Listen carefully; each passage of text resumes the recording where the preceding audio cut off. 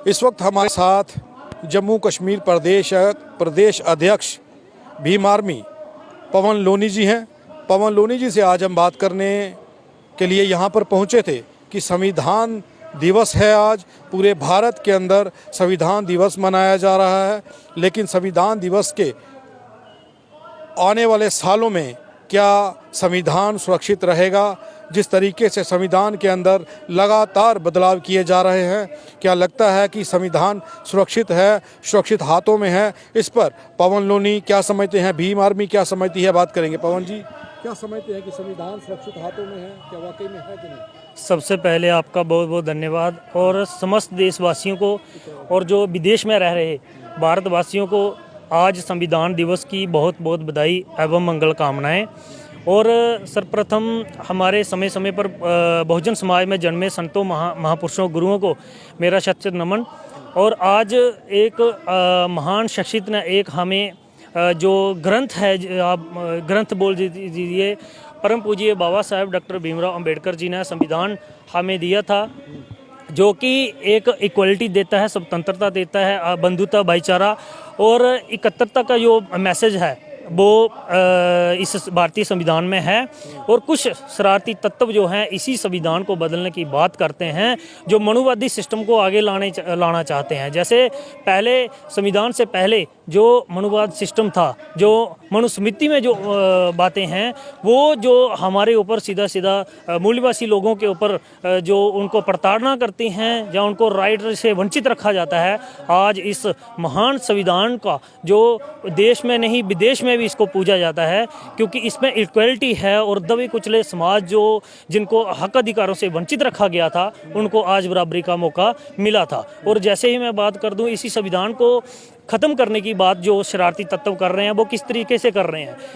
बाबा साहब ने सभी जातियों को जोड़ के SC ST OBC बनाई थी और कुछ लोगों को जनरल माइनॉरिटी में डाला था, तो 6743 जातों में इन लोगों को इकट्ठा करके SC ST OBC को और एक शेड्यूल कास्ट, शेड्यूल ट्राइब और OBC का दर्जा दिया था। आज के दौर में क्या हो रहा है कि हमें कुछ सोर्सेज से पता चला है कि हमारा जो कास्ट सर्टिफिकेट बनता है उसके अंदर भी डिविजनलाइज आ रही हैं। वो कहाँ 6743 जातों में हमें इकट्ठा करके मेरे बाबा साहब ने इतनी मेहनत करके 2 साल 11 महीने 18 दिन लगाकर इस संविधान को तैयार किया।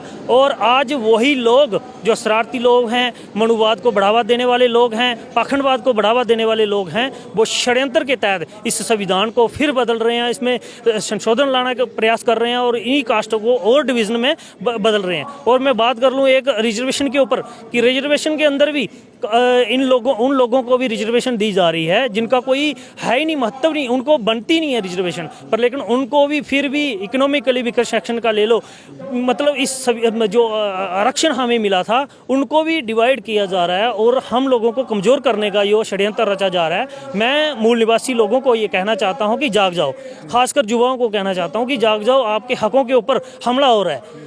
हम सोते हैं रात को, लेकिन वो जाग के हम लोगों के हकों को हमारे हकों को छीनते हैं। जैसे विदेश से एक जब डेलीगेशन आया था भारत में, तो गांधी के पास गया, नेहरू के पास गया, हर किसी के पास गया। तो जब बाबा साहब के पास पहुंचा तो डेलीगेशन, तो बाबा साहब जागे हुए थे। तो बाबा साहब को पूछा गया कि बाकी लोग तो सोए हुए हैं, तो आप क्यों जाग रहे हैं? तो उन बाबा साहब का जवाब था कि मेरा समाज अभी सोया हुआ है और इसलिए मैं जाग रहा हूँ।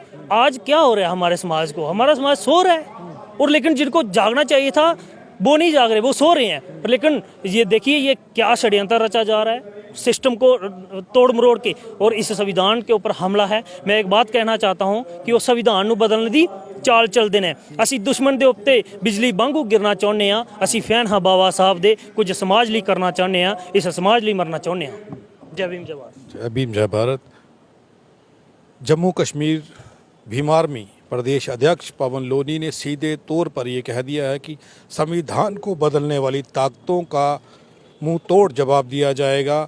संविधान को बदलने की जो ताकतें ये सपने देख रही हैं कि वो मनुवादी कानून को लागू करेंगी और संविधान को ख़त्म करने की कोशिशें कर रही हैं, उन्हें मुंह तोड़ जवाब दिया जाएगा। और संविधान से देश चल रहा है, संविधान से ही देश चलेगा।